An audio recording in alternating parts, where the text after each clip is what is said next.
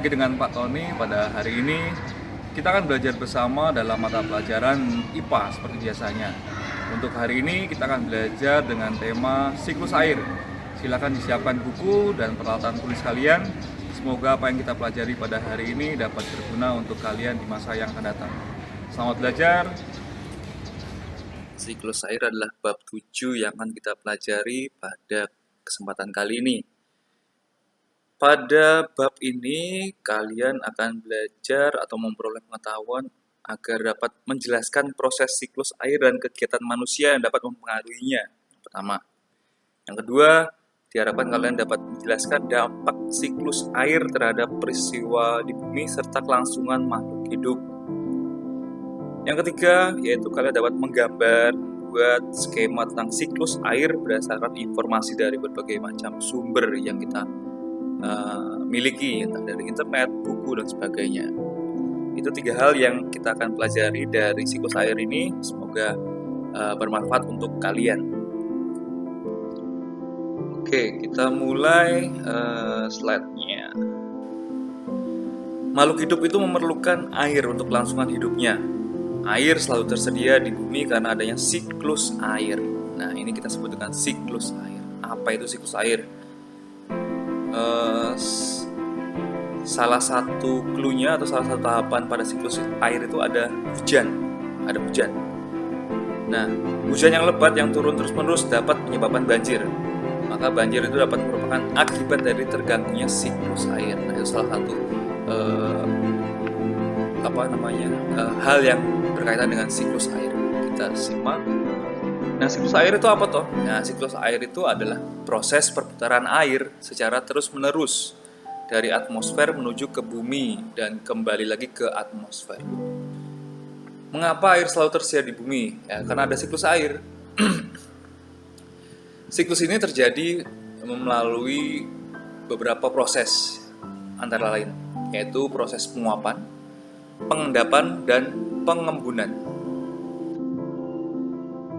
Nah, siklus air ini kan merupakan proses perputaran air secara terus-menerus dari atmosfer menuju ke bumi dan kembali lagi ke atmosfer. Jadi dari bumi itu kan ada bagian daratan dan perairan. Nah, perairannya itu mengandung banyak air, jelas ya. Lebih banyak air atau daratan tuh di permukaan bumi itu, ya berdasarkan informasi yang Pak Tony cari atau kalian pernah baca, itu daratan kita itu tertutup oleh sebagian besar air atau perairan.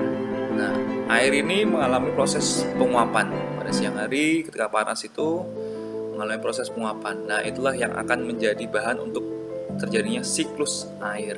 Kita lihat ya. Nah, pada gambar layar sudah tampak gambarnya. Kita mulai dengan penjelasannya. Yang pertama, dalam siklus air ini, atau kita sebut dengan tahapan daur air, atau ada juga istilahnya dengan hidrologi. Kita mulai dengan transpirasi. Apa itu transpirasi? Di layar tampak transpirasi itu ada gambar pepohonan atau tumbuhan. Transpirasi ini merupakan proses penguapan yang serupa dengan penguapan yang terjadi pada makhluk hidup, atau pada singkatnya proses penguapan yang terjadi pada jaringan makhluk hidup. Ini transpirasi. Transpirasi dapat mengubah air menjadi uap air dan dibawa ke atmosfer. Selain berasal dari sumber air langsung, penguapan dalam air di permukaan bumi juga dapat terjadi pada jaringan tumbuhan. Inilah transpirasi. Nah, kalau selain tumbuhan bisa enggak? Bisa. Tubuh kita itu ketika berkeringat, airnya juga bisa mengalami proses penguapan. Ini juga bisa kita sebutkan transpirasi. Yang jelas, transpirasi adalah penguapan yang terjadi pada jaringan makhluk hidup. Biasanya kalau tumbuhan itu yang paling banyak menyerap air di daratan, kemudian juga mengalami proses penguapan di tubuhnya. Yang kedua, evaporasi, yaitu penguapan air laut, danau, ataupun sungai. Di bumi itu selain laut, danau, atau sungai juga ada perairan lain, misalkan rawa atau bendungan, waduk dan sebagainya, itu juga merupakan tempat-tempat di mana melimpahnya air. Nah, penguapan yang terjadi di tempat-tempat seperti itu disebut dengan evaporasi, akibat adanya pemanasan sinar matahari tentunya. Dalam tahapan ini, air diubah menjadi uap air atau gas sehingga bisa naik ke atas atmosfer. Semakin besar energi panas matahari yang sampai ke permukaan bumi, maka laju evaporasi juga akan semakin besar. Nah, berikutnya uap air akan naik menuju ke atmosfer bumi. Semakin tinggi dari permukaan bumi, uap air akan mengalami pendinginan, membentuk titik-titik air. Proses perubahan wujud uap air menjadi titik-titik air ini kita sebut dengan kondensasi, yaitu perubahan wujud uap air yang sudah menguap tadi itu menjadi titik air di atas sana atau di atmosfer. Kumpulan titik-titik air tersebut kemudian akan membentuk gumpalan awan. Nah, ada istilah awan nimbus, yaitu awan yang menimbulkan hujan. Awan ini tampak lebih gelap daripada awan lainnya karena membawa banyak titik-titik air. Nah, inilah awan nimbus yang berhubungan dengan kondensi. Maka jika sudah terjadi kondensi berlangsung, titik-titik air yang membentuk awan akan semakin banyak. Nah, awan nimbusnya akan semakin banyak. Awan yang mengandung banyak titik-titik air ini akan menjadi lebih berat. Nah, kalau sudah berat, ya otomatis nanti awan tidak mampu lagi menampung titik-titik air, maka titik-titik air itu akan jatuh menuju permukaan bumi dalam bentuk hujan. Proses turunnya titik-titik air ini kita namakan dengan istilah presipitasi. Nah, presipitasi ini kan turunnya air kembali ke permukaan, seperti itu. Jadi istilahnya hujan lah, turun hujan, seperti itu. Nah, air tersebut akan sampai ke seluruh permukaan bumi, termasuk ke dalam tanah. Proses menyerapnya air ke dalam tanah ini kita sebut dengan istilah infiltrasi. Nah, infiltrasi yaitu proses menyerapnya air ke dalam tanah. Air yang ada di permukaan bumi akan kembali menguap oleh pengaruh panas matahari. Ya, kurang lebih ada 5 tahapan pada siklus air. Nah, seperti ini, 1, 2, 3, mulai dari transpirasi, evaporasi, kondensasi, presipitasi, dan infiltrasi. Namun ada beberapa istilah lagi dalam siklus air, seperti ada adveksi. Adveksi dalam siklus air ini adalah proses perpindahan awan secara horizontal atau mendatar dari satu lokasi ke lokasi lainnya akibat tekanan udara atau angin. Jadi ketika di daerah A itu mendung, belum tentu terjadi hujan, bisa terjadi di lokasi yang berbeda, misalkan di lokasi A, B. Karena apa? Karena ada peristiwa yang disebut dengan adveksi, yaitu perpindahan awan secara horizontal karena tekanan udara atau angin itu, jadi bergeser. Kalau kita lihat kan di utara rumah kita misalkan mendung, tapi kok nggak sana kok kelihatannya awannya bergerak ke arah kita ke selatan. Nah, itu ada peristiwa yang disebut dengan adveksi. Itu. Udah ada istilah lain lagi, misalnya run off, yaitu proses mengalirnya air hujan ke sungai, samudra, danau, dan saluran air lainnya. Nah ini misalkan air kan mengalir ya dari sungai ke laut, danau, dan sebagainya. Jadi bergerak menuju ke tempat yang lebih rendah. Pada gambar ini kan kelihatannya melalui saluran-saluran air seperti sungai, got, dan lain sebagainya. Nanti pada tahap daur air ini, air akan masuk kembali ke lapisan hidrosfer. Itulah salah satu lapisan dari atmosfer.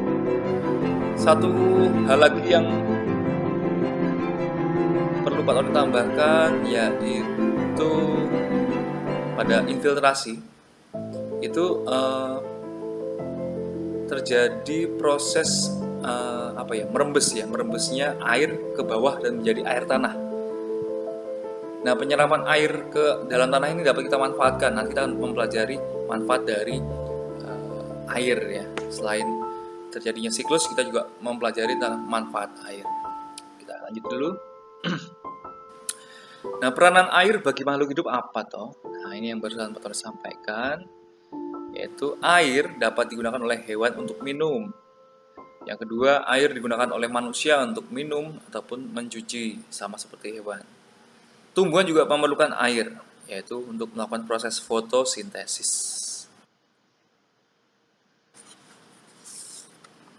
Kemudian kegiatan manusia yang memengaruhi siklus air ada apa aja ya?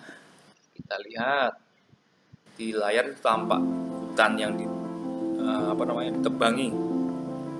Ketika hutan ditebang, maka ya terjadi proses kerusakan lingkungan yang jelas. Air akan tidak mudah terserap oleh tanah karena air ini perlu bantuan dari tumbuhan atau pohon-pohon yang besar itu di hutan. Nah, pembangunan lantai beton yang pertama kita akan bahas. Ya. Permukaan tanah yang ditutup oleh aspal atau beton dan dibangun perumahan serta gedung bertingkat itu dapat mengurangi kemampuan tanah untuk menyerap air. Tanah yang tertutup rapat dapat mengurangi daerah resapan air saat terjadi hujan. Akibatnya, air yang meresap ke dalam tanah itu berkurang. Oleh karena itu, air yang meresap berkurang, maka cadangan air pun akan menjadi tidak banyak. Nah, itu dengan pembangunan lantai beton atau cor. Dan penggundulan hutan secara berlebihan, seperti yang tadi Pak sampaikan barusan tadi, bahwa pepohonan yang di hutan itu kalau ditebang atau dibakar membuat jumlah pohon akan semakin berkurang. Maka kalau sudah semakin berkurang, jumlah air yang disimpan juga di tanah akan semakin berkurang. Oleh sebab itu, hutan yang gundul dapat mengakibatkan air mengalir di permukaan tanah tanpa adanya menahan, sehingga mengurangi kemampuan tanah menyerap air. Bisa menyebabkan terjadinya longsor atau bahkan banjir karena tidak bisa terserap oleh tanah secara maksimal, seperti itu. Dan pengambilan air tanah secara berlebihan juga itu tidak baik. Kenapa? Karena pengambilan air tanah secara berlebihan tanpa diiringi dengan jumlah masuknya air ke dalam tanah dapat mengurangi cadangan air tanah. Selain itu, hal tersebut juga dapat berakibat menurunnya permukaan tanah. Seperti itu. Maka kita perlu melakukan penghematan air. Caranya gimana? 1. Siramlah tanaman pada pagi atau sore hari menggunakan air limbah yang tidak terlalu kotor. Air limbah yang tidak terlalu kotor apa ya Bang? Misalnya, contoh ketika mama atau orang tua atau kamu bahkan mencuci beras yang akan dimasak, mencuci beras. Nah, air cucian berasnya itu juga dapat berguna untuk menyiram tanaman. Itu adalah pupuk organik yang baik untuk tanaman. Kalau di rumah Pak Tony sering menyiram atau memberikan tanaman yang ada di rumah Pak Tony dengan air cucian beras ini, ya, atau kalau orang Jawa bilang tuh leri ya, jadi air cucian beras. Bukan yang sudah dimasak tuh ya. Kalau air sudah dimasak itu kan tajin, kalian namanya leri. Kalau tajin mungkin kita bisa konsumsi, bisa minum. Kalau orang dulu itu adalah sebagai penggantinya susu, tapi sekarang sudah ada susu banyak beredar, makanya tajin ini juga sudah mulai jarang dikonsumsi oleh orang. Tapi sebenarnya baik, banyak vitaminnya, banyak zat gizinya. Itu yang pertama. Dan yang kedua, tutup keran saat tidak digunakan. Keran air ketika menggosok gigi ya kita tutup kalau sedang menggosok giginya, kan airnya tidak perlu dinyalakan. Nanti kalau sudah waktunya kumur ya kita baru nyalakan kembali untuk kumur. Tuh. Dan yang ketiga, operasikan mesin cuci dengan beban yang penuh. Mungkin kalau yang sudah terbiasa mencuci, membantu mama mencuci pakaian, tahu cara mengoperasikan mesin cuci. Tapi yang belum pernah ya, Pak Tony jelaskan. Nah, mesin cuci ini punya kapasitas, bukan sembarang memasukkan mesin cuci 1 atau 2 terus masukkan air dan sabun terus dicuci, selesai, beres. Enggak. Jadi ada takarannya, ada aturannya. Jangan memberikan pakaian kotor secara berlebihan, akan merusak. Kalau kurang gimana Pak? Bukan rusak, tapi akan boros listriknya, boros airnya, boros sabunnya dan sebagainya. Maka kita perlu mengoperasikan mesin cuci dengan bijak, yaitu dengan menggunakan aturan yang sesuai. Nah, mencuci kendaraan juga di atas rumput itu bisa membantu penghematan air, karena mencuci kendaraan di atas rumput itu bisa diserap oleh tanah. Kita tidak usah menyiram lagi rumputnya, tapi sudah cukup dengan mencuci kendaraan. Secara otomatis kendaraan itu kan memberikan air sisa-sisa yang dipakai untuk menyiram rumputnya itu. Kemudian jika memungkinkan, mandilah dengan air pancuran. Wah, di rumah nggak ada air pancuran, adanya gayung pak. Dipakai gayung nggak apa, atau ciduk itu, tapi dengan catatan jangan berlebihan. Dengan menggunakan ciduk atau gayung terus dibuang sebanyak-banyaknya sampai boros air, nah itu tidak baik juga, seperti itu ya. Ada satu lagi, yaitu mencuci dengan tangan menggunakan 3 ember. Jadi kalau tadi bisa cuci, sekarang ini menggunakan tangan atau manual menggunakan 3 ember. Aturannya gimana sih? Mungkin banyak yang tidak tahu, bahkan mungkin kita belum pernah atau tidak diajari untuk menggunakan tangan kita mencuci pakaian. Nah, supaya kita tahu dan caranya bagaimana, kita lihat di layar ini ada 3 ember yang diisi dengan air. 3 air ini fungsinya apa? Yang pertama untuk merendam. Yang jelas kalau merendam itu berarti ada air dan sabunnya ya, merendam. Kemudian untuk mencuci, ya, mencuci ember yang kedua. Dan yang ketiga adalah untuk membilas. Jadi 3 air ini cukup untuk menggunakan ember ini. Dan pakaiannya seberapa? Ya secukupnya dengan kapasitas embernya. Kalau embernya kecil ya mungkin 1 atau 2 pakaian cukup. Tapi kalau besar ya bisa lebih banyak pakaian yang kita cuci. Itu cara penghematan air. Baik, itu adalah materi kita pada kesempatan kali ini. Kita akan bertemu lagi pada pertemuan selanjutnya di materi yang berbeda. Oke anak-anak, terima kasih sudah bergabung lagi dalam pelajaran hari ini, khususnya pada pelajaran IPA. Semoga apa yang sudah kita pelajari pada hari ini dapat berguna untuk kalian. Sukses selalu, tetap semangat, dan God bless you.